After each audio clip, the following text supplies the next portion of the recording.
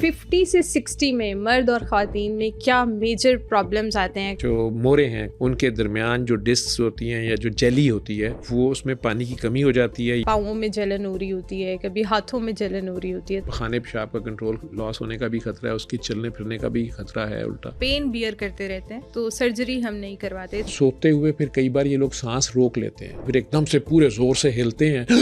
50 से 60 साल के अंदर आपका लाइफस्टाइल कंप्लीटली चेंज हो चुका होता है। आप मुख्तलिफ बीमारियों से गुजरे होते हैं, या तो आपकी याददाश्त चली जाती है या आप बैठे बैठे कांपना स्टार्ट हो जाते हैं। अव्वल तो आप खुद को फ्रैक्चर या इंजरी से बचाते हैं, लेकिन अगर खुदा न खास्ता इंजरी हो जाए तो आपने वो कैसे डील करना है, तो ये आज हम सब जानेंगे डॉक्टर जावेद से। तो पॉडकास्ट को एंड तक लाजमी देखें।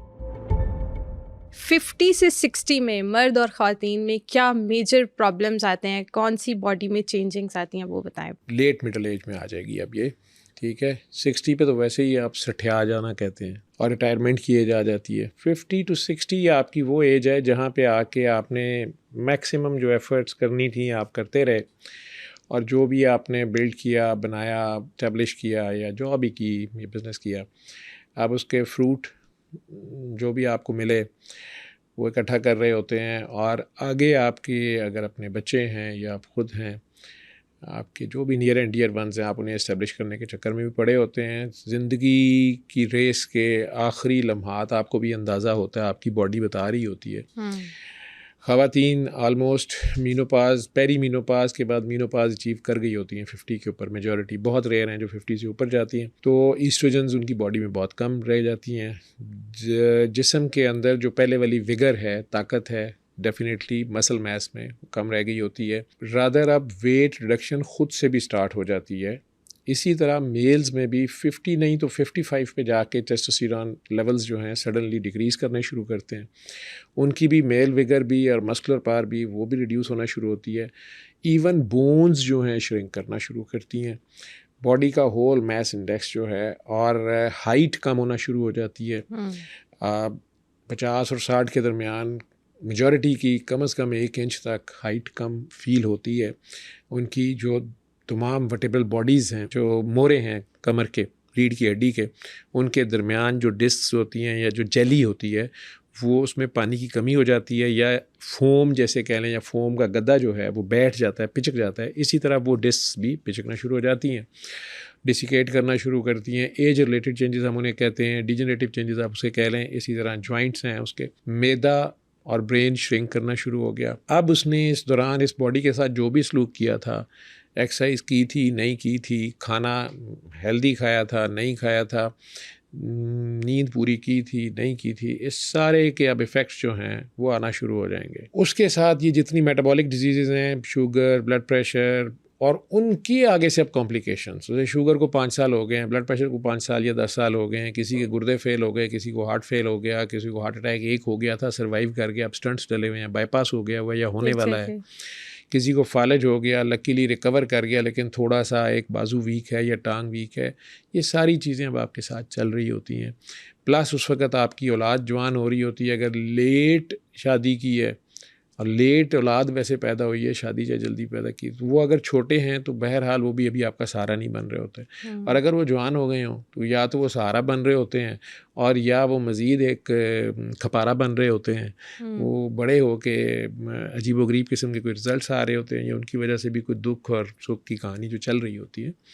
तो स्ट्रेस एक अपना रोल प्ले कर रही होती है, जो भी लाइफ की सारी है, जो आपके प्लस माइनसेस थे, जो फेलियर्स और अचीवमेंट्स थी, वो सारी सामने होती हैं। उससे भी ये डिजीज़ अपना रोल प्ले करती हैं। तो जब ब्रेन श्रिंक करता है, उसकी मेमोरी, उसकी इंटेलेक्ट, ये सारी भी इफ़ेक्ट कर रही होती हैं। इसीलिए सारे महज़ब कौमों में या सारे मुल्कों में रिटायरमेंट की एज 60 के करीब रख दी जाती है कि अब उसकी मेंटल कैपेबिलिटीज़ भी वो नहीं होती। दूसरों को क्या उसने मैनेज और सहारा करना, उसे खुद सहारों की ज़रूरत होती है। जॉइंट्स में, घुटनों में, हिप में, कमर में इतनी दर्द है कि वो स्टिक यूज़ करना शुरू कर देता है या कोई और स्पोर्ट यूज़ करता है।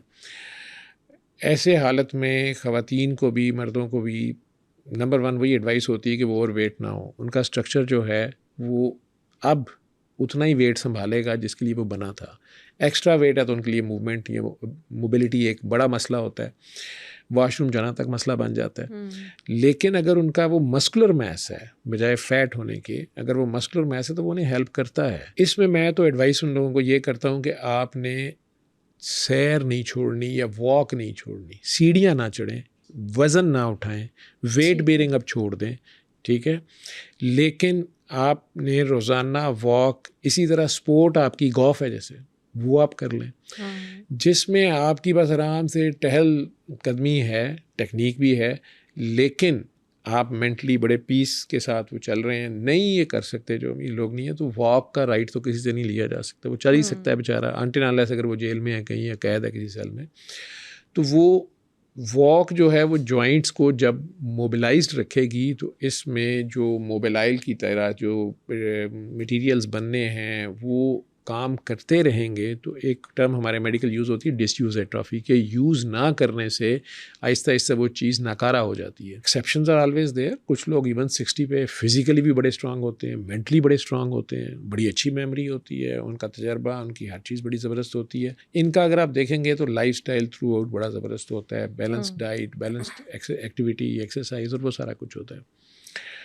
लेकिन 50 to 60 यूजुअली वो जगह है जहाँ से आपको किसी ना किसी इल्लत, कोई ना कोई बीमारी आपको लग रही होती है, या आपको कोई ना कोई इशारा आ जाता है, और अब आप उसको फ़ाइट करने के लिए या उसका मुकाबला करने के लिए या उसके साथ को एग्जिस्टेंस के साथ रहने के लिए तैयार हो रहे होते हैं। और साथ ये भी पता होता है कि आप किसी भी टाइम वापस भी चल सकते हैं। इस एज में स्पेशली आपके स्पाइनल में भी इश्यूज स्टार्ट हो जाते हैं, तो बहुत सारे लोग जो है वो स्पाइनल ऑपरेट भी करवा लेते हैं। तो क्या उसके बाद भी बहुत सारी एहतियाती तदाबीर कोई है कि बस ऑपरेट करवाने के बाद वो दोबारा बड़े चौकस हो जाते हैं? कमर की हड्डी का ऑपरेशन या नीज़ का ऑपरेशन या हिप जॉइंट्स की रिप्लेसमेंट या नी जॉइंट्स की रिप्लेसमेंट, एज के साथ एक डिजीज़ हम उसे कहते हैं ऑस्टियोआर्थराइटिस, ठीक है। उसमें हड्डियों और जोड़ों के अंदर एज से जो वियर एंड टियर आता है, समटाइम्स उसकी पेन इतनी ज़्यादा होती है कि वो बंदे की रेंज ऑफ मूवमेंट जो है या उसका हिलना जुलना ही अजाब बन जाता है, या पेन उसको सोने ही नहीं देती है, हिलने नहीं देती है, खाता रहता है, मोटा भी और हो ही जा रहा है, और वो सारी चीज़ें उसकी अपनी हैं। उनमें अगर डॉक्टर्स देखते हैं कि ये जॉइंट बिल्कुल ही ख़त्म हो गया है, ये हड्डी बिल्कुल ही ख़त्म हो गई है, तो वो स्टील के जॉइंट्स जो हैं उसमें डाल देते हैं, उसे रिप्लेस कर देते हैं अगर वो अफोर्ड करता है, और वो स्पोर्ट के साथ शुरू में चलता है, फिर बाद में वैसे भी इस्टेब्लिश अपने आप को कर सकता है। इसी तरह रीढ़ की हड्डी में अगर उसके मोहरे कुछ ऐसे हैं जो किसी वजह से, एजिंग की वजह से, वेयर एंड टियर इतने ज़्यादा हो गए हैं कि वो उसकी स्पाइनल कॉर्ड या इम्पॉर्टेंट नर्व्स को दबा रहे हैं, कंप्रेस कर रहे हैं, उसको काम नहीं करने दे रहे, उसको शैटिका शदीद किस्म की टांग में दर्द जा रही है और वो हिलने जुलने से वज़ार है, उसकी नर्व कंप्रेस कर गई है, करीब है कि वो टांग फालिज की तरह हो जाए, उसको बाद में काम ही ना करे, तो फिर इन लोगों में स्पाइनल सर्जरी की भी जाती है, ठीक है। मुख्तलिफ उसमें ऑप्शंस हैं, उस नर्व को डीकम्प्रेस कर दिया जाता है। वर्टेब्रा उसको सपोर्ट देनी है तो कई बार वो भी स्टील के जो हैं प्रोसेसेस डाली जाती हैं, लेकिन वो पहले वाली बात बहरहाल नहीं होगी, उसको बहुत ही एहतियातें करनी पड़ेंगी, वो तो वो करेगा ही। और लेकिन उसकी मोबिलिटी जो है वो गेन करने की कोशिश की जाती है, लेकिन ये रिस्की सर्जरी होती है। कई बार जो है उससे भी जाता है बंदा, चारपाई भी आ जाता है, पखाने पेशाब का कंट्रोल ख़त्म हो जाता है, ठीक है। पैम्पर यूज़ करना पड़ता है, डाइपर या कैथेटर लगाना पड़ता है, पेशाब की नाली करनी पड़ती है, क्योंकि ये लोअर हाफ जो है आपकी कमर का, यहाँ पे ये सारे कनेक्शंस हैं नर्व्स के। जिस तरह आपकी हड्डियाँ जवाब दे गई हैं या पट्ठे जवाब दे गए हैं, उस तरह आपकी नर्व्स भी अब 55-60 प्लस हैं, ठीक। तो वो भी वायरिंग भी बस बहाना ढूंढ रही होती है कहीं से भी शॉर्ट होने के लिए, और वायरिंग शॉर्ट हो जाए तो भी इंसानों के पास उसका हल नहीं है। तो सर्जरी के दौरान अगर नर्व कोई डैमेज हो गया है, स्पाइनल कॉर्ड को डैमेज हो गया है, तो वो पैरालाइज हो जाता है, या उसका वो कंट्रोल ब्लैडर का या पेशाब का या पखाने का उसका कंट्रोल ख़त्म हो जाता है। बहुत सारे लोग इसी चीज़ पे डर भी तो गए ना कि मतलब उनके लिए सर्जरी रिक्वायर्ड भी होती है इस एज में, लेकिन वो बस इस वजह से नहीं करवाते कि खुदा ना खास्ता एक छोटा सा नुकसान जो है वो बिल्कुल ही उन्हें बेड पे ले आएगा, तो हम पेन बियर करते रहते हैं, तो सर्जरी हम नहीं करवाते। तो क्या ये सही उसके लिए अल्टरनेटिव है? दूसरे बहुत से अल्टरनेटिव हैं, उन्हें एक्सरसाइजेज बताई जाती हैं। Swimming is a very good exercise कमर के लिए, ठीक है। या फिजियोथेरेपीज़ हैं, कायरोप्रैक्टर्स हैं, दूसरी अप्रोचेस हैं जिसमें वो काफ़ी हद तक अपने आप को मैनेज कर सकता है, ठीक है।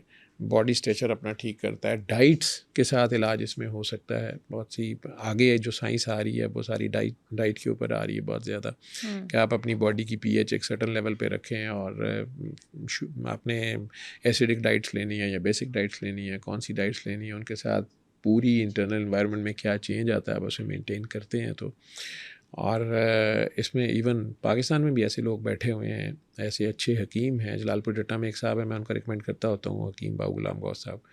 वो इलाज बिल ग़िज़ा फ़ीस भी अलग कर रहे होते हैं, बहुत अच्छे कई बार उनके रिज़ल्ट्स हैं कुछ लोगों के। और मुझे उनकी अच्छी बात ये लगती है कि कई पेशेंट को कहते हैं कि मुझे आपकी समझ नहीं है, आप जाएँ, नब्ज़ देख के बताते हैं, खामखा उसको नहीं वो लेते।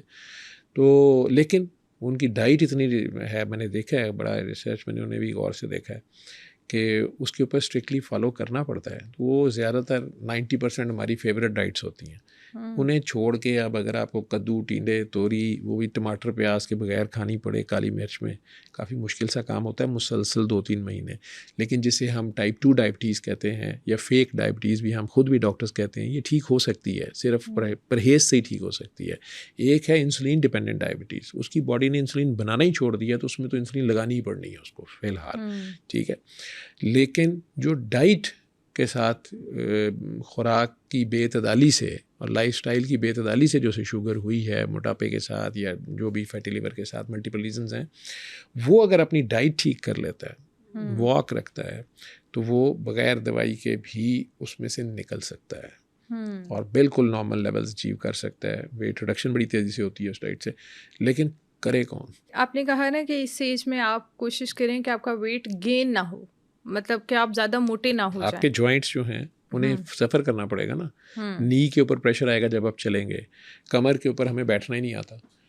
हमारे मेजॉरिटी लोग जो हैं वो टीवी लाउंज में या किसी भी लाउंज में हम लोग यूं करके ऐसे बैठे होते हैं, यूं करके, ठीक है। अब यूं देख रहे हैं तो ये कमर के ये इस जगह पे उसका जो सेंटर ऑफ ग्रेविटी आ रहा होता है। हालांकि उसने बैठना है तो वो यूं बैठे कि उसकी बॉडी पूरी का वेट जो है वो ये हिप के ऊपर आए, हिप बोन के जॉइंट के ऊपर आए और ये कमर उसकी फ्री रहे। वो जब यूं लीन होके बैठा होता है तो उसकी कमर ने भी बेंड खाया होता है और उसका सेंटर ऑफ ग्रेविटी कहीं और बन रहा होता है और वो जगह उस पूरे वेट को बेयर करने के लिए नहीं बनी है। मुसलसल वही पोस्चर रखने के बाद कुछ अरसे के बाद वहाँ से नर्व कंप्रेस होनी शुरू हो जाएगी, मसल्स जो हैं वो जवाब दे देंगे। ऊपर से उसने एक्सरसाइज नहीं करनी, या तो वो स्विमर हो, उसके मसल्स बड़े स्ट्रांग हो कमर के, ठीक है। वो नहीं करेगा जब, तो फिर कुछ अरसे के बाद उसको उसका पे बैक वो कॉन्सिक्वेंसेस सफ़र करने पड़ेंगे उसको। वो रीज़न होती है।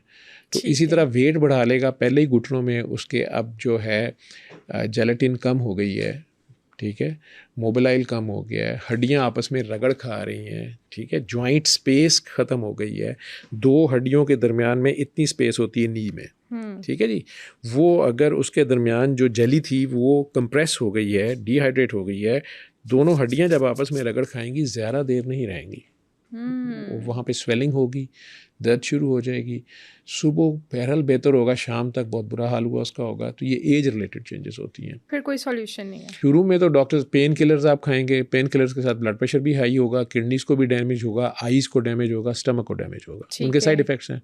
वो ज़्यादा देर आप नहीं खा सकते, मैदे में तेज़ाबियत शुरू हो जाएगी, स्टमक में अल्सर हो जाएगा, ज़ख़म हो जाएगा मैदे में, या गुर्दे उड़ जाएंगे उसके साथ, किडनीज़ को पेन किलर्स के फ्रीक्वेंट यूज़ के साथ। अब डॉक्टर्स कई बार उसके जॉइंट में भी इंजेक्शन लगा देते हैं, स्टीरॉइड्स का इंजेक्शन, थोड़ी देर के लिए वहाँ सोजिश ख़त्म हो जाएगी, या वही जेली फिल करने के लिए भी की कोशिश की जाती है। मुख्तलिफ मैय्याज आजकल PRP ट्राई की जा रही है, या स्ट्रेट अवे उसको स्टील का जॉइंट वहाँ पे डाल दिया जाता है ऑपरेट करके। महंगा ऑपरेशन है, ये भी रिस्की ऑपरेशन है, इन्फेक्शन होगी तो सारा ज़ाया गया। इस एज में ऑलरेडी बहुत ज़्यादा वेट होता है तो उनको वापस लाते भी बड़ा टाइम लग जाता है उनका। मेरा ख्याल इस एज में जो आपका वेट है वो भी इतना स्टिफ हो गया होता है कि वो वापस भी नहीं जा रहा होता, तो उनको फिर क्या करना चाहिए? इंसान अगर करना चाहे ना तो बड़ा कुछ कर लेता है, चांद से आगे निकल गया, ठीक है, ये बातें ही हैं। वेट अपना ही रिड्यूस करना है तो उसको डाइट प्लान करना पड़ेगा। नीम गर्म पानी पीना शुरू करे, ठंडा पानी छोड़ दे, अपनी खुराक जो है उसमें जो चीज़ें वेट गेन कराती हैं उन्हें अवॉइड करे, अच्छे डाइटिशियन की हेल्प ले ले, डॉक्टर की हेल्प ले ले, या जिस तरह मैं वो हकीम साहब जो इलाज बिल ग़िज़ा करते हैं उसकी हेल्प किसी की भी ले ले। नेट पे इतना कुछ पड़ा हुआ है, उसको फॉलो कर ले। वो करना तो चाहे ना, विल पावर सबसे ज़्यादा इंपॉर्टेंट है। जैसे वेट कम करने वाले भी मैंने उन लोगों को देखा है जिनकी विल पावर स्ट्रांग थी, उन्होंने वेट रिड्यूस कर लिया। नशा सिर्फ वो छोड़ सकता है जो छोड़ना चाहता है, उसकी विल पावर अगर स्ट्रांग है ना कि नहीं मैंने इसको छोड़ना है, वो छोड़ लेता है। जो नहीं छोड़ना चाहता उसे आप साल साल दाखिल रख लें, जेलों में रख लें, आप जो ही छोड़ेंगे महीने 2 महीने बाद वो गाड़ी खंबे में मार के बैठा होता है। ठीक है, विल पावर काउंट करती है। आपने अपने अंदर इरादा कर लिया और फिर उस पर डट गए। और आप अगर अपने आप से प्यार नहीं करते, आपको अगर अपने आप से नहीं प्यार है, तो डॉक्टर साहब तो रहे आपसे प्यार करने से। डॉक्टर साहब के लिए तो अच्छा है आप हर महीने नए बहाने से आएँ, पैसे भी दें, टेस्ट भी कराएं, और डॉक्टर साहब का बैंक बैलेंस बढ़ता रहे, आपका वेट बढ़ता रहे। अब कुछ लोग अगर अपने विल पावर उनकी इतनी स्ट्रांग नहीं है और वो वेट नहीं कम कर पाते, तो उस सिचुएशन में स्टमक की सर्जरी करवा लेते हैं। वो अपना स्टमक ही बहुत ज़्यादा छोटा करवा लेते हैं और फिर वो बहुत बिल्कुल बच्चों वाली डाइट खाते हैं कि इसका साइज़ रहे ही छोटा। तो आया ये ठीक है प्रोसेस? मुख्तलिफ में इसमें तरीक़ाकार हैं, लाइपोसक्शन है, टमी टक है, या बैरिएट्रिक सर्जरी बेसिकली जो है। मेरे 1-2 दोस्त हैं बड़े अच्छे सर्जन्स, लेकिन ये बड़ी रिस्की सर्जरी भी है एट द सेम टाइम। मोटे लोगों में उसका पूरा पहले उसको सिलेक्ट किया जाता है कि ये पेशेंट इस काबिल भी है कि नहीं, और ये माइनर सर्जरी नहीं है। इसमें पूरी टीम इन्वॉल्व होती है, आईसीयू केयर चाहिए होती है बाद में। ठीक है, उसको कई बार वेंटिलेटर पे बहुत देर रखना पड़ जाता है।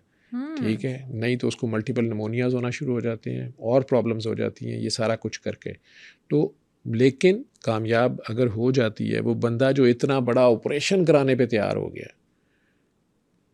ठीक है, मैंने ऐसे लोगों को देखा जिन्होंने बैरिएट्रिक सर्जरी करा ली और 1.5 साल के बाद वापस वहीं पे आ गए। ठीक है, तो उन्होंने खाना पीना नहीं छोड़ा इधर से, उन्होंने उनके स्टमक पे रिंग चढ़ा दिया, आधा स्टमक काट दिया, मुख्तलिफ मेयर्स हैं। ठीक है, स्लीव गैस्ट्रेक्टमी कर दी, कुछ भी कर दिया, लेकिन भाई साहब या बाजी बाज नहीं आई। और उन्होंने उसके बावजूद जो है, आपको पता है ग्वाल मंडिये जो हैं वो तो नहीं बाज आएंगे ना, ग्वाल मंडेला हो जाएंगे वो, तो वो तो वहीं के वहीं आएंगे। तो इसको कहते हैं 100 छितर भी खाए, 100 प्याज भी खाए, और आखिर में कहा मेरा ऑपरेशन क्यों किया। अब भैया आपका ऑपरेशन आपका किया था, साथ मुंह भी तो बंद करना था ना। तो हो जाता है इसलिए, और रिस्क भी ले लिया अपनी इतनी बड़ी सर्जरी का, पैसा भी ठीक ठाक उसमें गया। बिल्कुल ऐसा। तो ये जिनकी जेब में पैसे हैं उनके चौंसले हैं। अब बहुत सारे लोगों को ना मोटापे की वजह से सांस नहीं आता, उन्हें सांस लेने में प्रॉब्लम होती है बहुत ज़्यादा, उन्हें स्लीप एपनिया शुरू हो जाता है। बिल्कुल। ठीक है, ऑब्स्ट्रक्टिव स्लीप एपनिया, उसकी वजह से स्ट्रोक्स हो जाते हैं बाद में, इरेक्टाइल डिसफंक्शन मेल्स में हो जाता है, इनफर्टिलिटी की मेन रीज़न है, हाई ब्लड प्रेशर, स्नोरिंग, साथ बेचारा जो पार्टनर है, लाइफ पार्टनर, वो आवाज़ आ रहा है, सारी रात खराटे उधर से मशीन चल रही, बैठ के बेचारे सो रहे होते हैं। स्नोरिंग की वजह से उसकी कार्बन डाइऑक्साइड पूरी बाहर नहीं निकल सकती जब लॉन्ग स्टैंडिंग। ठीक है, तो वो उसके या गला बंद होता है, छोटा होता है, नाक के अंदर ब्लॉकेज होती है, पीछे पैलेट जो है या गले में ब्लॉकेज होती है, नेक छोटी होती है, ऊपर से यहाँ से मोटा हो गया, तो उसके जो जितना पेट है वो लंग्स को एक्सपेंड ही नहीं होने देता, तो लंग्स उस तरह परफॉर्म नहीं कर सकते। ठीक है, सोते हुए फिर कई बार ये लोग सांस रोक लेते हैं। अच्छा। 1-1 मिनट, उन्हें नहीं पता होता, उससे और कार्बन डाइऑक्साइड अंदर इकट्ठी होती है, फिर एकदम से पूरे ज़ोर से हिलते हैं करके अजीब सी आवाज़ निकाल के, इसलिए स्लीप स्टडीज़ की जाती हैं। ठीक है, उसमें फिर देखा जाता है कि इसका कितनी बार सांस 1 मिनट में या 1 घंटे में रुकता है, कितने एपनिक स्पेल्स, एपनिया कहते हैं टोटल सांस बंद हो जाना। तो ये कितने बार इसका सांस रुकता है रात को। मैं इसकी बहुत डिटेल्स आम पब्लिक को नहीं बताना चाह रहा कि कई पागलों ने रात को सोना नहीं सही तरह अपना चेक करते रहना, मैं कितनी बार सांस रुकता है मेरा, रुक ना जाए। ठीक है, तो वो एक साइकोज ना हो जाए।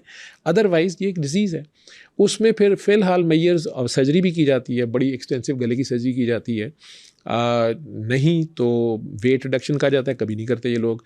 थायराइड की डिजीज़ इन लोगों को साथ होती है। ठीक है, कई लोगों का थायराइड कम काम कर रहा होता है, उसकी वजह वो भी साथ एसोसिएशन होती है। लेकिन मशीन, एक वेंटिलेटर मसनूई जो सांस की मशीन होती है वो आती है, जो मास्क की तरह आपके फेस पे लग जाती है, टाइट मास्क होता है, वो आप 6 से 8 घंटे रात को लगाते हैं। उसमें कई लोगों को कार्बन डाइऑक्साइड के साथ ऑक्सीजनेशन का भी मसला होता है, तो वो उसमें टाइप्स हैं फिर उस मशीन की, खुद ही ना ख़रीद के बाज़ार से ला के लगा लें। ठीक है, कि जी इम्पोर्टेंस ठीक हो जाएगी तो मैं हरकुलिस बन जाऊँगा। तो उसमें भी आपको पल्मोनोलॉजिस्ट की, जो मेरे दोस्त पल्मोनोलॉजिस्ट हैं, उनकी हेल्प लेनी पड़ेगी आपको, जो छाती के स्पेशलिस्ट हैं। वो आपकी स्लीप स्टडीज़ भी करेंगे और फिर उसमें देखेंगे कि आपका मसला सिर्फ कार्बन डाइऑक्साइड है या आपका मसला ऑक्सीजन भी है। अगर सिर्फ कार्बन डाइऑक्साइड है तो वो आपको CPAP मशीन होती है, कॉन्टीन्यूस एक प्रेशर सा, जैसे मुंह पे ब्लोअर की हवा आ रही है, वो लगा के आप सो जाएंगे। आपको बड़ी अच्छी 6 से 8 घंटे नींद आएगी, ब्लॉकेड नहीं होगी, आप अच्छा सोएंगे तो सारा दिन सुबह फ्रेश रहेंगे, ब्लड प्रेशर ठीक हो जाएगा। मेल इम्पोर्टेंस भी अगर इस वजह से थी तो साल के अंदर अंदर वो भी ठीक हो जाती है। लेकिन अगर उसे ऑक्सीजनेशन का भी मसला है, फिर मशीन दूसरी है, वो बाईपैप है, उसके प्रेशर्स भी डॉक्टर डिसाइड करेगा कि सोते वक्त इसका इंस्पिरेशन पे कितना प्रेशर है, एक्सप्रेशन पे कितना प्रेशर है। वो मशीन ज़रा थोड़ी महंगी और होगी, वो भी लगानी उसी तरह 6 घंटे मास्क मुंह पे रख के सो गया बांध के, ठीक है। शुरू में 2-4 दिन मुश्किल लगता है, फिर आदत पड़ जाती है। जब अच्छी नींद आती है तो फिर, नहीं तो ये बेचारे ऐसे होते हैं जो दिन में भी बैठे बैठे सो रहे होते हैं, रात को भी बैठ के सोते हैं, इतने इतने मोटे होते हैं, वो लेट ही नहीं सकते हैं। पिकविकियंस इनमें से कई, हमने नाम ही है पिकविकियन सिंड्रोम, ठीक है। उसमें कईयों में स्नोरिंग नहीं होती, लेकिन ओबेसिटी हाइपोवेंटिलेशन सिंड्रोम उसे कहते हैं हम। मोटापे के साथ सांस ही पूरा नहीं ले रहा, कार्बन डाइऑक्साइड निकल ही नहीं रही है, फेफड़ा खुल ही नहीं रहा उसका, ठीक है, जगह ही नहीं इतनी छोड़ी, नान ही नान भर लेने। हूँ कहना भाई या अल्लाह या नान कढ़ या जान कढ़, ठीक है। लेकिन ना जान निकलती है ना नान निकलता है, बिल्कुल ऐसे, ठीक है। जान कमरे से निकल जाती है, दूसरे कमरे जाके सो जाती है, टू हेल विद यू, लेकिन बहरहाल नहीं निकलती। तो फिर उसमें भी सर्जरियाँ भी की जाती हैं, पेट की भी सर्जरियाँ की जाती है, बैरिएट्रिक सर्जरी। लेकिन बैरिएट्रिक सर्जन का इस मरीज़ के ऊपर जिसका सांस का मसला है, उसकी जान जा रही होती है, वो कहता है मैं नहीं लेता लाख, रखो पास, क्योंकि उसकी जान जा सकती है ड्यूरिंग सर्जरी। एनेस्थीसिया वाला इतनी जल्दी उसे एनेस्थीसिया देने पे तैयार नहीं होता, क्योंकि सिर्फ वो 7-8 घंटे की सर्जरी नहीं करनी होती, उसको बाद में जगाना भी है, उसको ज़िंदा भी थिएटर से निकालना है, उसको ICU से निकालना है। तो बाद में ये लोग फिजियोथेरेपी करने पे तैयार नहीं होते, हिलने पे तैयार नहीं होते, तो फेफड़ों में सारी बलगम जम गई, निमोनिया से मर जाता है, सर्जरी तो हो गई। यानी सारी चीज़ें इंटरलिंक्ड है, लेकिन जो रूट कॉज बनती है वो आपका मोटापा है। तो मोटापा आपका किसी भी एज टेन्योर में आए तो उसे हमें कंट्रोल करना चाहिए। कुछ लोगों में तो ऐसी डिजीज़ होती है, ब्रेन में उसके डिसफंक्शन ऐसा, उससे सिटाइटी सेंटर उसका ख़राब है, उसे पता नहीं चल रहा कि मैंने खाना रोक लेना है, मेरी ज़रूरत का पूरा हो गया है। कुछ लोगों में ये प्रॉब्लम होती है। कुछ लोगों में हार्मोनल इम्बैलेंसेस ऐसे होते हैं, या लिवर ऐसा काम कर रहा है उनके अंदर, या इंसुलिन यूज़ नहीं हो रही किसी भी वजह से, तो मोटापा होता जा रहा है। फैटी लिवर हो गया है, वो कहते हैं डॉक्टर साहब मैं तो पानी भी पीऊँ तो मैं मोटा हो जाता हूँ, ये पता नहीं क्या बात है, ठीक है। लेकिन still it can be manageable. बहुत सारी ख़वातीन और इवन मर्दों के भी बॉडी के ऊपर ना ब्लू कलर के मार्क्स पड़ना स्टार्ट हो जाते हैं, और बर्निंग भी बहुत ज़्यादा रहती है। कभी पाँवों में जलन हो रही होती है, कभी हाथों में जलन हो रही होती है, तो इसकी क्या रीज़न होती है? ओल्ड एज में स्किन रिंकल्ड भी हो जाती है, स्किन के नीचे से फैट पैड ख़त्म हो जाता है, ठीक है। स्किन अगर आप ज़रा सी चुटकी भरें बूढ़े की तो वो बड़ी देर लगती है स्किन वापस जाने में। छोटे बच्चे की स्किन बड़ी इलास्टिक, फ़ौरन नीचे जाती, चुटकी पकड़ना मुश्किल है। तो इनके नीचे जो कुशन होता है पानी का और फैट्स का, वो ख़त्म हो जाता है या बहुत कम रह जाता है। तो स्किन के अंदर जो ब्लड वेसल्स, कैपिलरीज बहुत माइनर जो हैं, वो भी कई बार बड़ी जल्दी ब्लीड करते हैं। हल्का सा पहले जो प्रेशर आता था वो अब नीचे कुशन था, कुछ नहीं होता था, अब वो ब्लीड कर जाता है, नीचे हड्डी होती है। इसे कहते हैं सिनाइल पर्परा, ठीक है। इस एज में कई लोगों को वैसे ही आप एस्प्रीन दे रहे होते हैं, ये डिस्प्रीन दे रहे होते हैं, ब्लड थिनर दे रहे होते हैं, उसकी वजह से ये बढ़ भी सकती हैं। लेकिन ख़वातीन में भी ये ज़्यादा होता है, वही ईस्ट्रोजन और प्रोजेस्टेरॉन का जो इम्बैलेंस हो गया होता है, उसकी वजह से भी उनकी ब्लड वेसल्स फ्रेजाइल ज़रा ज़्यादा हो जाती हैं, और ये निशान पड़ जाते हैं, लेकिन ये कोई ख़तरे की चीज़ नहीं होती। अच्छा, मतलब अगर पढ़ भी जाए तो इट्स ओके। नहीं, ये इसकी खैर होती है, लेकिन अनड्यू ये ज़्यादा पढ़ रहे हैं तो कुछ बेसिक टेस्ट उसकी, जैसे कंप्लीट ब्लड पिक्चर है, प्लेटलेट काउंट्स क्या है, कोएगुलोपैथी डॉक्टर्स रूल आउट कर लेते हैं, या कोई ऐसी दवाई ले रहा है तो उसको वो चेंज कर लेते हैं। जहाँ तक पाँव या हाथ जलना है, सुइयाँ चुभना है, या बहुत शदीद गर्म या ठंडा लगना है, ये उनकी नर्व्स जो सेंसेस हैं उनकी, वो ख़राब हो गई हैं। वो नॉर्मल की बजाय एबनॉर्मल सिग्नल्स दे रही हैं। वहाँ पे गर्मी है नहीं, उसे लग रही है, वहाँ सर्दी है नहीं, उसे लग रही है। तो ये न्यूरोपैथिक पेन्स हैं, ठीक है। उसमें शुगर वालों में ज़्यादा होती है, खून की कमी है उस साइड पे, ब्लड फ्लो की कमी है उस साइड पे, उसकी वजह से भी हो जाता है। जिस तरह के उस साइड पे मसल्स में या स्किन में खून की कमी है, तो नर्व्स को भी खून कम जा रहा है, तो उनका फंक्शन ख़राब हो जाता है। ये ऐसे समझ लें कि जैसे कोई गाड़ी या कोई ट्यूब लाइट है, उसमें करंट आ तो रहा है, लेकिन वायरिंग वीक है और बहुत थोड़ा आ रहा है, 240 वोल्ट से चलने वाली है तो 110 आ रहा है, ठीक है, तो वो हल्की सी फ्लिकर तो कर रही है लेकिन वो अपना फंक्शन परफॉर्म नहीं कर पा रही, वो करेगी।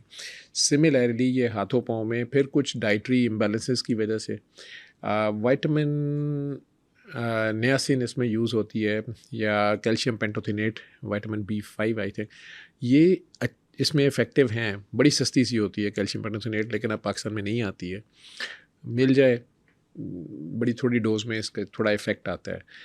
डॉक्टर्स अब आपको एंटी डिप्रेसेंट्स इसमें ऐड करना शुरू हो गए हैं, या कुछ और न्यूरोपैथी की दवाइयां हैं वो देते हैं, लेकिन बेसिक रीज़न उसकी ये होती है कि उसकी नर्व्स जो हैं वो बेसिकली रॉन्ग सिग्नल्स दे रही होती हैं। इसी तरह टांगों की साइड से जो खून वापस ऊपर चढ़ता है वेन से, हम चलते फिरते हैं, हमारी फिजिकल एक्टिविटी की वजह से ब्लड वापस भी तो आना होता है ना, वो इतना हाई फ्लो उसमें होता भी नहीं, हाई प्रेशर एरिया नहीं है, लेकिन अल्लाह ने उसमें वेल्व्स रखे होते हैं। ख़वातीन में प्रेगनेंसीज़ की वजह से वो वेल्व्स ख़राब हो जाते हैं, या लॉन्ग स्टैंडिंग ऑक्यूपेशन है उसकी, औरतें किचन में सारा दिन खड़ी रह के काम ज़्यादा अरसा हो गया, या सर्जन थे कोई, जो भी है, तो वो वेरिकोज वेन्स या वेन्स जो हैं इनसफिशेंट हो जाती है, इनकॉम्पिटेंट हो जाती हैं, तो टांगों पे स्वेलिंग वैसे भी हो जाती है। अदरवाइज़ अगर उसकी किडनीज़, लिवर या हार्ट, ये तीनों में से कोई भी आर्गन या तीनों ही ख़राब है, या लंग्स की बड़ी लॉन्ग स्टैंडिंग डिजीज़ है, तो राइट साइड का हार्ट उससे इफ़ेक्ट अगर हो रहा है तो उससे भी टांगों पे स्वेलिंग होती है। उसमें फ़र्क है, एक होता है पिटिंग, उसको दबाते हैं तो वहाँ पे एक गड़ा सा पड़ जाता है, अगर 5 सेकंड दबाया, 5 सेकंड रहता है तो हमें सीधे पिटिंग हटी में। कई होता है दबाने से नहीं होता, लेकिन मरीज़ कहता है जी मेरी टांगें सूजी हुई हैं, मुझे पता ये है। अगर एक टांग सिर्फ सूजी है, एक नहीं सूजी है, तो वो तो ज़रूर डॉक्टर के पास चले जाना चाहिए कि उसमें कहीं अंदर क्लॉट मेजर तो नहीं है जो बाद में वहाँ से निकल के हार्ट में चला जाए, सडन डेथ हो जाएगी। कुछ लोग ना एक मखसूस टाइम स्पेन के अंदर रह जाते हैं इस एज में, अपने बचपन में है लेकिन अपनी जवानी में नहीं है। वो बात करेंगे तो अपने बचपन में की करेंगे, अपने बहन भाई की करेंगे, लेकिन उन्हें बीवी बच्चे याद नहीं है, ठीक है, तो ये क्या चीज़ है? बहन भाई याद हैं, बीवी बच्चे नहीं याद है, तो क्या हो सकता है? वो उस टाइम की सारी बातें कह रहे हैं, लेकिन डिमेंशिया उसे यूं कह लें कि उसकी जो मेमोरी और इंटेलेक्ट, ठीक है, उसका जो ब्रेन है एज के साथ 50 सठिया जाना, पहले भी टर्म यूज़ होती है, 60 के ऊपर आके ब्रेन श्रिंक करना शुरू कर देता है, मैदा भी श्रिंक करना शुरू कर देता है, मुंह में से दांत गिरना शुरू हो जाते हैं। तो आप पहले वाली खुराकें नहीं खा सकते ना, गोश्त राने नहीं आपने खानी, आपने नरम जूद हज़म ग़िज़ा खाते हैं, इसीलिए देते हैं, बिल्कुल छोटे बच्चे की तरह होना शुरू हो जाता है। जिस तरह पीडियाट्रिक्स है ना, छोटे बच्चों का इलम, उनकी बीमारी का इलम और सारा, इसी तरह 60+ पे जेरियाट्रिक्स है, बूढ़ों की बीमारियों का या उनकी सेहत का इलम। उसमें एक सर्कल पूरा हो रहा होता है, 40 के बाद ये सर्कल ऊपर को चढ़ना शुरू हो जाता है, वापसी का सफ़र शुरू हो गया है, ठीक है, तो वो बिल्कुल असल की तरफ लौट रहा होता है, इन्ना लिल्लाहि व इन्ना इलैहि राजिऊन हो रहा होता है। जिस हालत में आया था ना, इतना सा मैदा और इतना सा ब्रेन था, उसे किसी का पता नहीं था, कुछ नहीं था, कहाँ लेटा हुआ है कहाँ नहीं लेटा हुआ, पोटा चीची का कोई पता नहीं है, बेड से इधर को गए तो वो घटा हुआ, ये वो कोई समझ नहीं है। इसी तरह ये इंसान जो है ये वापस बिल्कुल एक बेबी बन रहा होता है। इसलिए अल्लाह ने कहा है पूरे कुरान में एक जगह जहाँ अल्लाह गलत की हिमायत कर रहा है, अल्लाह गलत की हिमायत कर रहा है और ज़ोर दे रहा है, और वो कह रहा है कि माँ बाप जब बूढ़े हो जाए और वो गलत भी हों तो उफ ना करना, मतलब वो डरना चाहिए आपकी चीख से, आपकी डांटना डपना नहीं है। जैसे बच्चों को नहीं डांटते थे माँ बाप, जैसे उन्होंने आपकी सारी उल्टी सीधी ज़िद्दें मानी या आपको खिलौने दिए या आपको डिस्ट्रैक्ट किया या जो भी किया और बड़े प्यार से पाला और आप बड़े हो गए, इन्होंने दिन ब दिन छोटे होना है, ये याद रखें। ये बड़ा सब्र आजमा काम है, ठीक है। इन्होंने बच्चे के अंदर तो हौसला होता है, अब ये बड़ा हो गया, अब ये खुद वॉशरूम चला जाता है, अब ये खुद खा लेता है, अब ये खुद स्कूल जाता है, अब ये खुद होमवर्क कर लेता है। इन बुजुर्गों ने दिन ब दिन और छोटा होना है, ये पैम्पर पे आ जाएंगे, ठीक है। ये मुंह में लुकमा रखा हुआ शाम तक रखी रखेंगे, अल्जाइमर्स वाले, उसे यही भूल गया कि इसको च्यू करना है। वो जो बहुत फन्ने खां था, कोई चीफ ऑफ आर्मी स्टाफ था, में क्या होता है, चीफ मार्शल एडमिनिस्ट्रेटर था, सदर था, वज़ीर आज़म था, पता नहीं क्या था, रोनाल्ड रेगन अमेरिका का, ठीक है। अब जब उसे अल्जाइमर्स हो जाता है, वो उसको ये एक बेबी जितनी भी उसमें सेंस नहीं होती है कि मैंने कपड़े नहीं पहने तो मैंने बाहर नहीं जाना, या मैंने इधर को नहीं जाना, मैं यहाँ से नीचे छत से गिर जाऊँगा, उसे नहीं सेंस है, ठीक है। उसको अपने पराये की तमीज़ ख़त्म हो गई होती है, उसे कुछ पता नहीं होता। मैंने कहा ना कि मुंह में लुकमा आपने किसी तरह घुसेड़ भी दिया है, उसे चबाना ही नहीं आता, वो निगल ही नहीं रहा। तो मेडिकल साइंस तो करती है, मैदे में यहाँ पे सुराख करके ट्यूब डाल देंगे, जब तक उसने ज़िंदा रहना है तो उसकी कोई कैस्ट्रोस्टमी कर देंगे, ठीक है। सांस अगर आपने ज़रूरी उसको रखना है, सांस की मशीन लगा देंगे, पेसमेकर हार्ट का लगा देंगे, जो मर्ज़ी आप कर लेंगे। ब्रेन को रिवाइव करने की अभी कोई चीज़ नहीं है। इन लोगों को एक ही तरीका है, इन लोगों से प्यार, शदीद प्यार।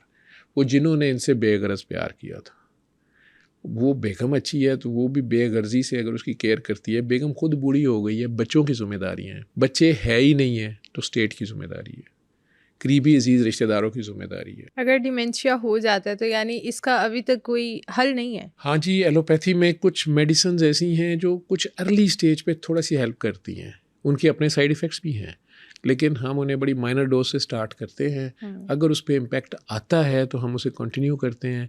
कई बहुत महंगी भी हैं, ठीक है, हर बंदा अफोर्ड भी नहीं करता, लेकिन ऐस सच कोई हल नहीं है कि वो आप उसको बिल्कुल ठीक कर लें। मैंने कहा ना कि प्यार करें ना, उस बच्चे के साथ खेले ना, उसे 24 आवर्स अब दें ना, ठीक है। कौन दे सारा दिन, आपने अपनी भी जिम्मेदारियां पूरी करनी है। लेकिन अगर 3-4 बच्चे हैं, 3-4 बेटे बेटियां हैं, और वो और उनके बच्चे अगर उस बुज़ुर्ग को टाइम देते हैं, बच्चों के साथ ये ठीक रहेंगे, बच्चों के साथ वो फिर भी मासूम बन जाएंगे, तो मैनेज हो सकता है। डिफरेंट किस्म की पेन्स इस एज में आपको लग जाती हैं, जैसे अभी आपने खुद जिक्र किया एक शट्टी का पेन है, ये भी बड़ी जानलेवा पेन है, टांग में दर्द जाना, तो ये क्या होती है और इससे क्या क्या हो सकता है मज़ीद? कमर से जो मेन तार पाँव के नाखून तक आती है, टांग को चलाने में, मसल्स को चलाने में, हिलाने में, झुलाने में, दौड़ाने में काम करती है, शेटिक नर्व है वो। कमर दर्द जो सिर्फ कमर में रहे, नीचे की कमर की दर्द, उसे लम्बैगो बोलते हैं, लेकिन अगर वो टांग में जानी शुरू हो जाए तो उसे शेटिका बोलते हैं, ये टर्म यूज होती है। और ज़्यादातर वो शेटिक नर्व जो है वो मोहरों के दरमियान से जहाँ से निकलती है वहाँ दब रही होती है, क्योंकि दोनों मोहरों के दरमियान जो डिस्क होती है समटाइम्स वो एज के साथ बैठ जाती है या किसी ट्रॉमा से बैठ जाती है, तो उसकी कंप्रेशन की वजह से वो पूरी एक लाइन की लाइन आउटर साइड पे ये टांग के वो नीचे पाँव के बाहर वाली साइड तक वो दर्द जा रही होती है। इसे री की दर्द भी आम ज़माने में बोलते थे। तो इसमें सर्जिकली तो वो आपको ऑपरेट करके कई बार नर्व को डीकम्प्रेस ही करना पड़ता है अगर वो बुरी तरह ट्रैप हो गई हो वहाँ पे, और कई बार उसकी वहाँ से पेन रिसेप्टर्स उड़ा दिए जाते हैं कि दर्द उसको फील ही ना हो, टांग उसकी नम रहती है। लेकिन मैंने कहा ना कि उसमें ख़तरा होता है कि उसका ब्लैडर कंट्रोल या उसका जो है खाने पेशाब का कंट्रोल लॉस होने का भी ख़तरा है, उसकी चलने फिरने का भी ख़तरा है, उल्टा पैरालाइज होने का भी। लेकिन उससे पहले मैक्सिमम ट्राई किया जाता है कि उसको फिजियोथेरेपी कराई जाए, कायरोप्रैक्टर भी उस पर ट्राई किया जा सकता है। सर्जरी के लिए आपकी बाकी बॉडी भी तो बिल्कुल ठीक होनी चाहिए ना, लेकिन अगर बाकी कहीं पे कॉम्प्लिकेशंस हैं और डॉक्टर सर्जरी पे भी नहीं आ रहे, तो क्या ये दर्द पूरी उम्र के लिए बस बियर ही करनी है फिर? नहीं, मेरे पास तो जितने पेशेंट्स आए हैं, मैं तो उनके घर वालों को कहता हूँ कि घर बैठे वो लकड़ी के साथ, किसी भी लकड़ी के साथ वो 3 बार 7 दिन सूरह रहमान सुने, और कोई घर वाला प्यार से उसकी उस दर्द वाली जगह से ऊपर से नीचे स्टिक के साथ अपने दिल में 3 बार अल्लाह अल्लाह बोल दे, उस लकड़ी को लकड़ी पे झाड़ दे, वो ठीक हो जाते हैं। वो कैसे ठीक होते हैं आई कांट एक्सप्लेन। कपिंग करवा लेते हैं, वो क्या चीज़ होती है? मैंने अक्सर हिजामा का वर्ड उसमें यूज़ किया जाता है, और वो ये उसके पीछे शायद लॉजिक ये है कि जी जो गंदा खून होता है या एक्स्ट्रा खून, कुछ उसका ब्लड लॉस होता है बेसिकली, तो यूरिक एसिड डेफिनेटली उससे कम होता है, हो सकता है उसमें ब्लड लॉस होने की वजह से।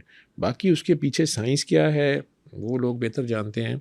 हिजामा को नबी करीम सल्लल्लाहु अलैहि वसल्लम से एट्रीब्यूट किया जाता है कि सरकार दो आलम भी करवाते थे।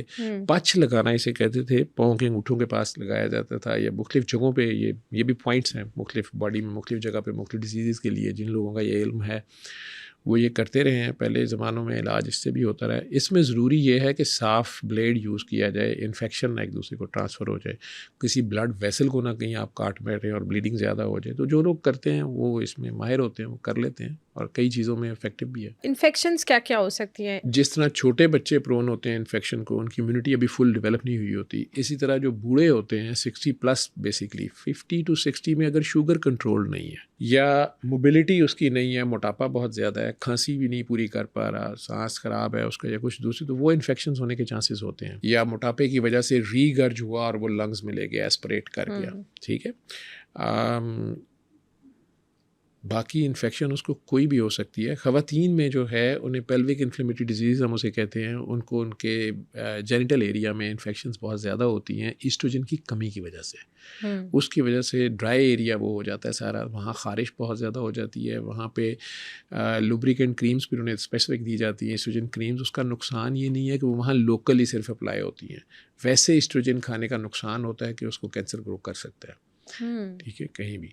तो वो अप्लाई डॉक्टर्स बता देती हैं उन्हें, आप ये लगाएं या कुछ करें। या अगर फंगल इन्फेक्शन है, फंगल इन्फेक्शन ज़्यादातर ड्राइनेस में होती हैं, तो उसके हिसाब से एंटी फंगल उन्हें रिकमेंड कर देते हैं। बुढ़ापे में दांतों की बहुत मसाइल होते हैं, 50 के बाद उसकी कैविटीज़ बहुत बन रही हैं, उसकी सफाई वो पूरी नहीं कर पा रहा, मुंह के अंदर बहुत सी बीमारियां उसकी आने शुरू हो जाएगी। जब उसकी कमज़ोर बॉडी है और वो ख़ुद भी कमज़ोर है अगर, और ऊपर से शुगर हाई है या डाइट बैलेंस्ड अब नहीं है, खाया नहीं जा रहा, मैदे के मसले उसको शुरू हो जाएंगे, चबा नहीं सकेगा ना, तो वो सख्त ग़िज़ा वैसे ही ले लेगा मैदे में, पेट दर्द शुरू हो जाएगी, ठीक है।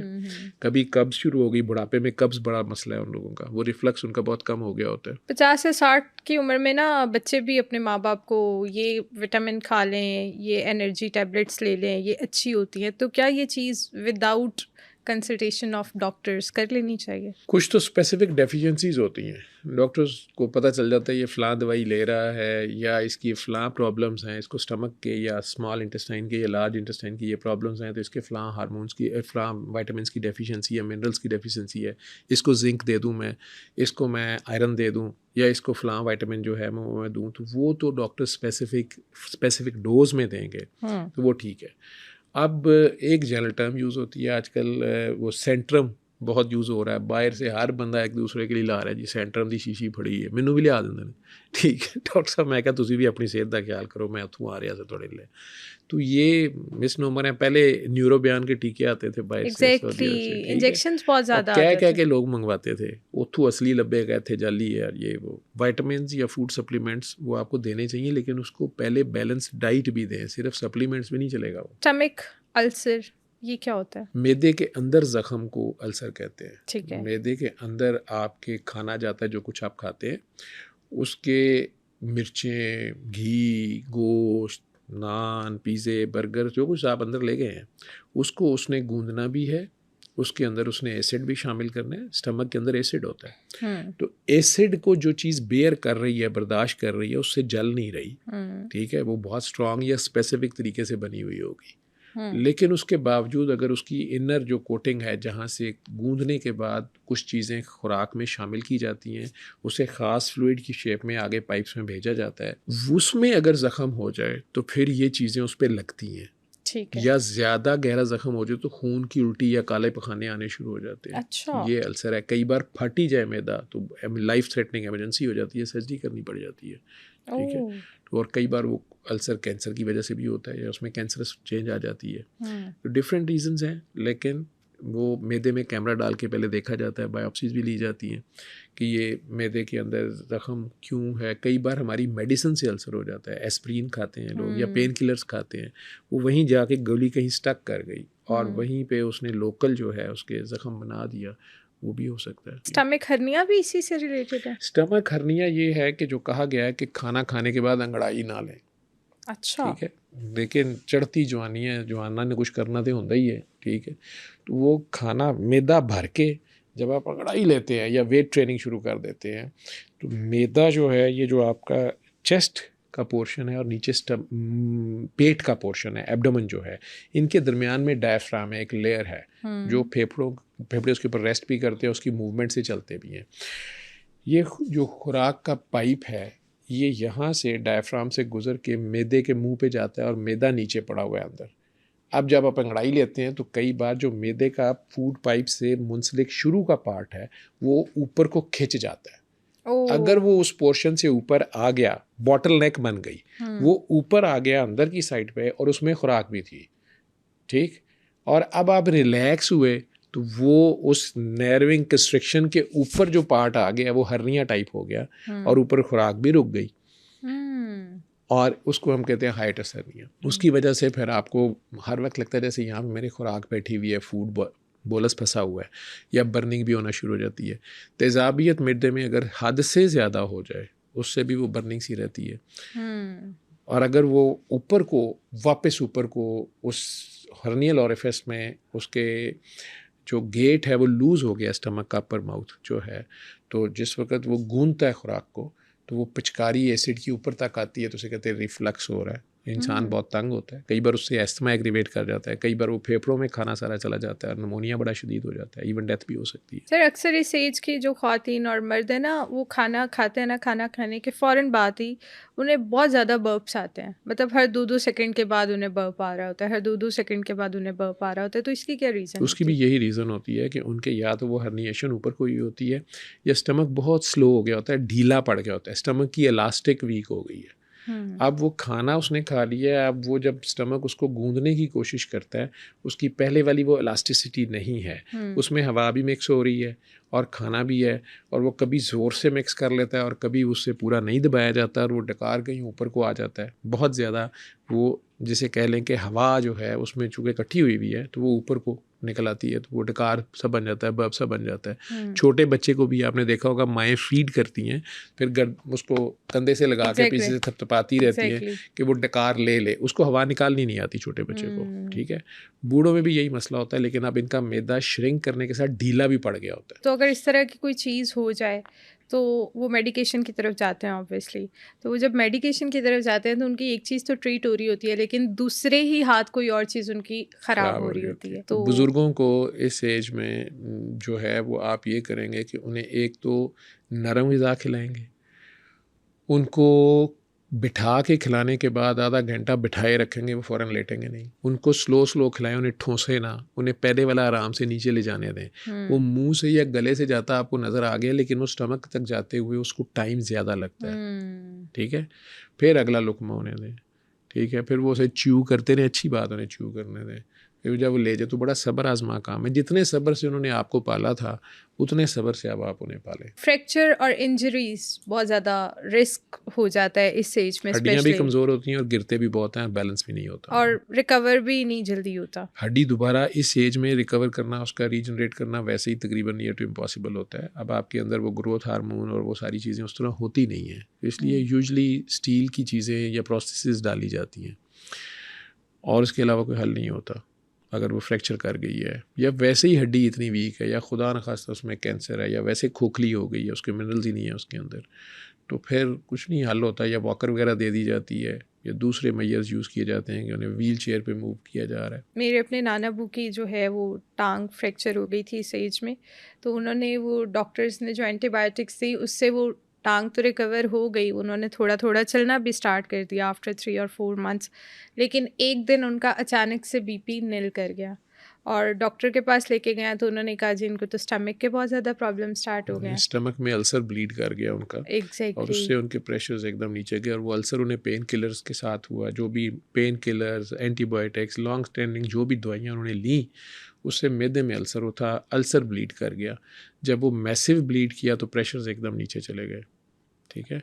और कंपनसेटरी मैकेनिज़्म उस बॉडी में उस वक्त इतने नहीं एक्टिव काम करते इस एज में आके कि वो उसे फ़ौरन कंपनसेट करते, इसलिए वो शॉक में चले गए। आप हॉस्पिटल गए, कोई अच्छा डॉक्टर था तो उसने फौरी तौर पे ये पूछा कि आप कौन सी, जब भी हॉस्पिटल जाएं सारा मेडिकल रिकॉर्ड साथ ले जाएं, कौन सी दवाइयाँ दे रहे हैं, कौन से ऑपरेशन हो चुके हैं, क्या ये आजकल कर रहे हैं, पिछले 4-6 महीने में क्या हुआ है, तो वो फिर डॉक्टर्स बड़ी जल्दी उस चीज़ को पिक कर सकते हैं, ठीक है। बजाय इसके जाके कि बस ये आप वहाँ जाके लड़ाइयाँ करते रहें कि इसको जल्दी देखें, आप क्या कर रहे हैं, आप उसको देख रहे हैं, मेरे अब्बे को देखें, इधर उधर डालें, मैंने फ़ोन किया ना, मैं इसका चाचा हूँ, मैं फ़लाँ मिनिस्टर का मामा हूँ, उसकी बजाय अपने अब्बे का बच्चा बने और बंदे का पुत्र बन के डॉक्टर को तमीज़ से बताएं, डॉक्टर भी इंसान है, वो देख लेगा एमरजेंसी में जो डॉक्टर खड़ा होता है, लेकिन आप उसको हिस्ट्री प्रॉपर दें, क्योंकि वो बंदा जो बीमार है वो हिस्ट्री नहीं दे पा रहा। अगर उसकी कंडीशन ऐसी है, वो बेहोश है या उसकी एब्सेंसेस ही नहीं है, तो वो तो नहीं हिस्ट्री दे सकता। तो डॉक्टर्स का जो डायग्नोसिस, जो उन्हें तशख़ीस करनी है और फौरी मेजर्स लेने हैं, उसमें 70 to 80% जो है वो हिस्ट्री काउंट करती है। अगर कोई स्ट्रेस आपको आ जाए तो क्या वो स्ट्रेस भी आपकी डेथ की रीज़न बन सकता है? शदीद शौक या सदमा या खौफ या स्ट्रेस वो जानलेवा हो जाती है और इस एज में उस बंदे का ऑटोनॉमिक सिस्टम भी, फ़ाइट एंड फ्लाइट वाला सिस्टम भी पूरा काम नहीं कर रहा होता। सीवियर डिप्रेशन जान ले लेता है, बंदा खाना भी नहीं छोड़ गया या वो शौक में चला गया फ़ियर के साथ, हार्ट का रिदम उसका ख़राब हो गया, उसे हार्ट अटैक हो गया या ब्रेन अटैक हो गया, ये सारी चीज़ें काउंट कर सकती हैं किसी वक्त भी। और ये जो बात बनी हुई है ना कि बस जी गमा धोखे नाल ही चला गया, ठीक है, ये गम धोखे बड़े जानलेवा होते हैं, एवं नहीं गल्लां बनियां, ठीक है, कोई तो गल है, ठीक, तो वो स्ट्रेस ले लेती है। उसमें डिपेंड करता है ना फिर वही बात कि वो बंदा जो है वो अपने अल्लाह से कितना जुड़ा हुआ है। अगर तो वो अल्लाह से जुड़ा हुआ है तो वो बड़े सब्र से वो सब्र से अपने अल्लाह की रज़ा समझ के उस पर कायम हो जाएगा। और अगर वो मैं मेरा बच्चा, मेरा माल, मेरा खाना, तो वो तो फिर उसका माल पे ही कोई कब्ज़ा कर गया सारी ज़िंदगी में, जो उसने करोड़ों जोड़े थे वही कोई स्कैम हो गया है, तो ऐसे दुख में भी मारा जाएगा। ठीक है, एंजाइना पेन भी बड़ी कॉमन है। ये जो दिल की बीमारियां जिसे कहते हैं, सरकार ने कहा ना कि जिस्म में एक गोश्त पोस्ट का टुकड़ा है छोटा सा, अगर वो ख़राब तो सारा ही ख़राब। ऐसी ज़बरदस्त उन्होंने हिकमत की बात की है कि अंजाइना दिल के अंदर खून की कमी अगर हो, यानी दिल का काम ही खून का, ट्रैफिक सार्जेंट की तरह सारा दिन वो गाड़ियाँ यूज़ करता है लेकिन बेचारा घर पैदल जाता है। तो दिल जो है ये पूरी बॉडी में खून 24 घंटे सोता ही नहीं है, इसका रेस्ट ही कोई नहीं है, तो ये 24 घंटे खून पंप करता है, सारी बॉडी को सप्लाई करता है खून। लेकिन ख़ुद इसकी, जैसे ये हाथ के ऊपर मेरे ये नालियाँ हैं 2-3 नज़र आ रही हैं, तो इसके पूरे स्ट्रक्चर की 3 मेजर नालियाँ होती हैं बाहर उसके मसल्स में जो इसको खून देती हैं। ये जब पंप मारता है ना तो वो खून इसके काम नहीं आता। जब ये रिलैक्स होता है ना तो थोड़ा सा खून वापस नीचे को गिरता है, वो बेचारे के काम आता है रेस्टिंग कंडीशन में, ठीक है। अब आप हार्ट को भगाई रखें, ठीक, आपकी मशूक की तरफ ही नजरें और आपका दिल भागता ही रहे, ठीक है, तो उसको रेस्ट की मौका ही नहीं मिल रहा, तो दर्द तो होगी ना। उसकी बजाय अगर इसको थोड़ा रेस्ट भी करने दें, पुरस्कून लोग जो होती हैं उनकी हार्ट बीट 70s में होती है, 72 या कुछ। अगर इन 3 खून की नालियों में से किसी में भी खून की कमी हो रही है, प्लैक्स बने हुए अंदर, डक्का लगा हुआ है उसके अंदर, ठीक है, तो मसल जो हार्ट का है वो तो मुसलसल काम कर रहा है ना, कॉन्ट्रैक्ट कर रहा है, उसको काम करना पड़ रहा है, उसमें खून की कमी होगी तो वो चीख मारेगा, उसे एंजाइना कहते हैं, वो दर्द करेगा। वैसे ये कभी भी पिन पॉइंट नहीं होती। कई लोग जो होते हैं ना वो ज़रा सी इस तरह हाथ रख के मैं कहते हैं डॉक्टर साहब मुझे इधर दर्द हो रही है, तो हमें हौसला था, हम आराम से कहते हैं चलें आप ECG करा लें। मुझे डॉक्टर ने कोई लिफ्ट ही नहीं कराई जी, ये बैठे रहे जी, इन्होंने क्या जी है देखो जी, वो डॉक्टर को पता होता है ये उंगली रख रहा है, ये असल में मैदे की, गैस की, खुराक की नाली की या पट्ठे की दर्द है, हड्डी की दर्द है, ठीक है। लेकिन हार्ट की दर्द होगी तो वो हाथ यूँ रखा होगा उसने। जो एक्सपीरियंस डॉक्टर होता है, कई बार हमारे पास अगर कार्डियक इमरजेंसी, हार्ट की इमरजेंसी आती है, क्लिनिक पे भी कई बार पेशेंट आ जाए, तो जो एक्सपीरियंस डॉक्टर होता है वो कई बार फ़ौरन कहता है कि नहीं आप बैठ जाएं, आप जाओ यार वो ECG लेके आओ, या इन्हें व्हील चेयर पर इमरजेंसी ले जाओ, या आपने नहीं चलना, उसे पता होता है। हाँ, कई बार पेशेंट को नहीं पता होता, स्पेशली डायबिटिक पेशेंट्स जो होते हैं उन्हें एंजाइना नहीं होता, उन्हें हार्ट की पेन नहीं होती, वो समझ होते हैं मुझे डकार फंसा हुआ है, मुझे जलन हो रही है, मैदे की गैस है, या डॉक्टर साहब मेरा ना सांस ज़रा बंद हो रहा है, पता नहीं शायद फॉग से, स्मोक से हो रहा है, तो वो से हार्ट की पेन होती है, उसने हाथ यूँ रखा होता है, ठीक है। कई बार वो पेन उसके जॉ में सिर्फ हो रही होती है, वो दांत की दर्द समझ रहा होता है, कई बार उसके सिर्फ इस मसल में पेन हो रही होती है, लेफ़्ट बाजू में दर्द हो रही है, शोल्डर्स दोनों हैवी होते हैं, गर्दन दोनों में दर्द जा रही होती है, उसको नहीं पता होता कि ये हार्ट की पेन है। जब उसने हाथ यहाँ पूरा ऐसे रखा होगा, प्रीकॉर्डियल कैच हम उसे कहते हैं, पता नहीं यहाँ पर कुछ अनईजी है, शुगर वाले को पेन चूँकि नहीं हो रही होती, तो चेहरा उसका पिलाहट उस वक्त हुई होती है, हीमोग्लोबिन चाहे उसकी 15 है लेकिन चेहरा उसे हम कहते हैं पहला रहा, या ठंडे पसीने साथ आ रहे हैं, तो हम उसको फौरी तौर पे, वो बिल्कुल चले भी ना, वो बैठ जाए, गाड़ी ना ड्राइव करे, सीढ़ियाँ ना चढ़े, वेट ना उठाए, वो बैठ जाए। ज़ुबान के नीचे गोली होती है जिसे डम से कहते हैं नाइट्रेट्स, वो ज़ुबान के नीचे रखते हैं तो वो फौरी तौर पे उसकी खून की नालियों को थोड़ा सा डायलेट करता है। आम इंसान जो है वो खांसी ज़रूर करे उस वक्त, तो यहाँ से खांसी करे उससे खून का दौरा हार्ट की तरफ पड़ता है और उसको हॉस्पिटल लेके जाए, ठीक है। और लेकिन उसको चलाएं नहीं, उससे कोई ज़ोर नहीं लगवाएं, बच्चा नहीं उठवाएं, व्हील चेयर उससे ना चलवाएं, तो ना कोई स्ट्रेस दें। अब्बा जी को पैसे भी है जे, उन्हें अटैक हो गया, उन स्टैंटा कित्थों पैणगियां, तुहाड़ियां ईमानदारियां, तो अब्बा कहता या अल्लाह मैनू चुक लै, ठीक है। तो अब उन्हें आप कहेंगे नहीं अब्बा जी खैर है, एक बार एहतियातन चेक करा लेते हैं, कुछ कर लेते हैं। डॉक्टर्स भी कहते हैं पर खैर है आप लेट जाएँ वो, लेकिन उस साथ ही ऑक्सीजन लगा देते हैं। अगर हॉस्पिटल पहुँच गए हैं ऑक्सीजन लगा देते हैं, लिटा देते हैं, मॉनिटरिंग शुरू हो जाती है, ज़ुबान के नीचे वो गोली रखी जाती है, कुछ एस्प्रीन अगर है तो आधी गोली फ़ौरन उसको या पूरी गोली खिला दी जाती है, या ज़ुबान के नीचे वो भी रख दी जाती है। तो ये एंजाइना पेन जो है, कई बार हार्ट के पेशेंट होते हैं, उन्हें पता होता है कि मुझे हार्ट है, मुझे हार्ट की डिजीज़ है या स्टेंट्स भी डले हुए हैं, उसके बावजूद मुझे एंजाइना होता है, तो उन्हें डॉक्टर्स ने बताया होता है कि आपने ये गोलियां जेब में रखनी हैं, और जब भी आपको दर्द हो, एक तो आपने फ़ौरन बैठना है, नंबर 1 आपने या लेट जाना है या बैठना है, आपने रेस्ट करना है, और ज़ुबान के नीचे गोली रख लेनी है। 5 मिनट के अंदर ये दर्द ठीक हो गई तो ठीक है, नहीं तो दूसरी गोली फिर रखें 5 मिनट के बाद और हॉस्पिटल की तरफ चल पड़ें। ठीक है। कई बार उन्हें पता होता है कि नहीं 2 गोलियों से भी ठीक हो जाती है, ये हो जाती है ठीक मेरी, या एंजियोग्राफी पहले भी डॉक्टर्स कर चुके होते हैं और उन्होंने बताया होता है कि ये माइनर सी एक वेसल है आपकी और आपको ऐसे हो रहा है, इसमें स्टंट भी नहीं डाल सकती, ऑपरेशन की भी ज़रूरत नहीं है, दवाइयाँ खाएं, अपनी डाइट ठीक कर लें, खून पतला करने वाली गोली खाते रहें। लिवर के भी प्रॉब्लम्स स्टार्ट हो जाते हैं। लिवर तो इस एज तक जो है वो बेचारा जवाब देने के चक्कर में होता है। अगर खुदा न खास्ता काला यरकान हो गया तो बहुत पहले श्रिंक कर गया होता है। नहीं तो लिवर की बहुत सी बीमारियां हैं, कैंसर से लेके छोटा मोटा हेपेटाइटिस आम भी, और जो क्रोनिक हेपेटाइटिस जिसे कहते हैं, बी वायरस, सी वायरस, काला यरकान जिसमें रंग भी काला पड़ जाता है, तांबे की तरह हो जाता है, वो भी है। फिर लिवर की और कुछ बीमारियां हैं, जैसे पित्ता लिवर के साथ मिल के काम करता है, पित्ते में पथरियां आ गई, आपने ज़्यादा मुरगन ग़िज़ाएँ और ज़्यादा तली हुई खुराकें खाई और एक्सरसाइज नहीं की, ठीक है, तो फिर पथरियां अंदर बनी। बहुत सारे लोगों को ना शिवरिंग स्टार्ट हो जाती है, वो बैठे बैठे भी शिवर कर रहे होते हैं, हालांकि कोई एक्टिविटी नहीं कर रहे, कोई काम नहीं कर रहे, लेकिन वो बात भी कर रहे हैं तो वो शिवर कर रहे हैं, तो उसकी क्या रीज़न है? राशे की बीमारी, पार्किंसंस, ठीक है, ये फिर अगेन ब्रेन से रिलेटेड है और नर्व से रिलेटेड है। तो उनका जो इलेक्ट्रिकल सिस्टम है सारा का सारा बॉडी का, उसके ऊपर उनका अपना कंट्रोल जो है वो बड़ा कम रह जाता है। ठीक है। बॉडी के अंदर 2 तरह के ब्रेन के 2 पार्ट्स होते हैं, एक एक्शन कर रहा होता है, दूसरा उसको बैलेंस करके रोक भी रहा होता है। ठीक है, आपने कितना भागना है, कितनी स्पीड पे भागना है, कहाँ जाके ब्रेक लगानी है, ये सारा कुछ है ना। अगर आप भाग पड़े हैं लेकिन आपको ब्रेक लगानी नहीं आ रही, या आपने ब्रेक खोले बगैर ही आप गाड़ी चलाई जा रहे हैं, हैंड ब्रेक आपने लगाई हुई है, ये सारी चीज़ें हैं ना, दोनों ही अगर बैलेंस ख़राब हो जाएगा तो राशे की बीमारी में भी ब्रेन के वो सेंटर्स जो आपकी इनवॉलेंट्री और वॉलेंट्री मूवमेंट्स को कंट्रोल करने के अलग-अलग से सेंटर्स हैं, उनका कंट्रोल कम हो जाता है और नर्वस सिग्नल्स आते जाते हैं वहाँ से नर्व्स के, और उनको आप बैलेंस नहीं कर पा रहे होते। ठीक है, एक मसल्स हैं जिन्होंने इस बाजू को इधर लाना है और एक मसल्स हैं जिन्होंने वापस इधर लाना है, इन दोनों की भी आपस में एक ख़ास टोन है। ठीक है, इनकी टोन बढ़ जाएगी तो ये बाजू यहीं रहेगा, इनकी टोन बढ़ जाएगी तो ये बाजू ऐसे रहेगा, इसको इधर लाना मुश्किल हो जाएगा, स्टिफ हो जाएगा। ठीक है, इसी तरह चलते हुए ये दोनों टांगों की आपस में कोऑर्डिनेशन होनी चाहिए। एक टांग इधर को जा रही है, एक इधर को जा रही है, तो नजर आएगा बाबा के आज ऐसे ही है, बिल्कुल ऐसे। वो बैलेंस भी ब्रेन का खास एक पार्ट है।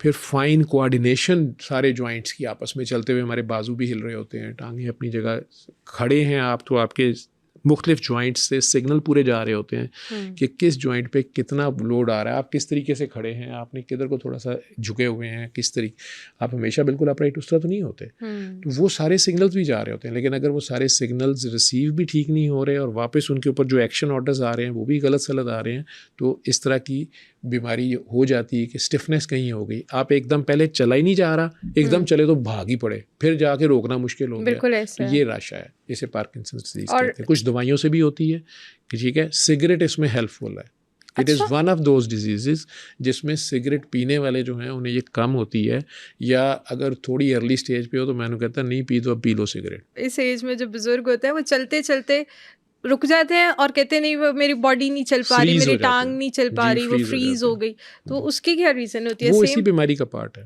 पीछे से सिग्नल आने, एक दिन थोड़ी देर के लिए बैटरी ऑफ हो गई।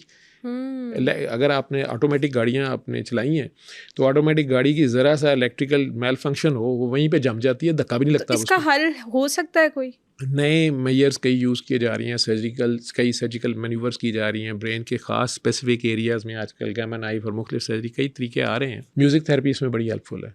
अच्छा जी, इसमें म्यूज़िक थेरेपी भी यूज़ की जाती है उन्हें वापस तालमेल रिदम में लाने के लिए। मैं कसीदा बुर्दा शरीफ कारी खुशी मोहम्मद की आवाज़ में इसमें रिकमेंड करता हूँ, उसमें है ना दफ़ की आवाज़, तो वो लोग सुबह दोपहर शाम सुनते हैं। इसमें इसकी एक एक्सट्रीम फॉर्म है मल्टी सिस्टम एट्रोफी, ब्रेन के सारे ही सिस्टम, सारे कनेक्शन उड़ गए, ब्लड प्रेशर एकदम 200 पे गया, एकदम 0 पे आया। डॉक्टर को ये नहीं समझ आ रही कि इसको मैंने ब्लड प्रेशर उठाने की दवाई देनी है या घटाने की देनी है। ठीक है, बड़े से बड़े न्यूरोफिजिशियन यहाँ से जवाब दे देते हैं, कहते भाग जाओ। मेरे पास एक पेशेंट है 3 साल से, सीधा बुर्दा शरीफ के साथ, ही इज़ फाइन, हनीफ नाम है उनका, ठीक है। लाहौर के बड़े बड़े न्यूरोफिजिशियंस ने उसको अपने क्लिनिक से भगा दिया कि जी अब कुछ नहीं होता, अब ले जाएं, आप फलां के पास चले जाएं, ठीक है। जो मेरा भी मजाक उड़ाते थे, वो दम दरूद वाला डॉक्टर, ठीक है, वो 3 साल से MSA का जो पेशेंट है पार्किंसंस का, कसीदा बुर्दा शरीफ ही सुनता है और ही इज़ फाइन। अगर तो आपको हमारे पॉडकास्ट से मदद मिली है और आप मजीद हेल्थ से रिलेटेड किसी भी टॉपिक पे रहनुमाई चाहते हैं तो हमें कमेंट सेक्शन में ज़रूर बताएं।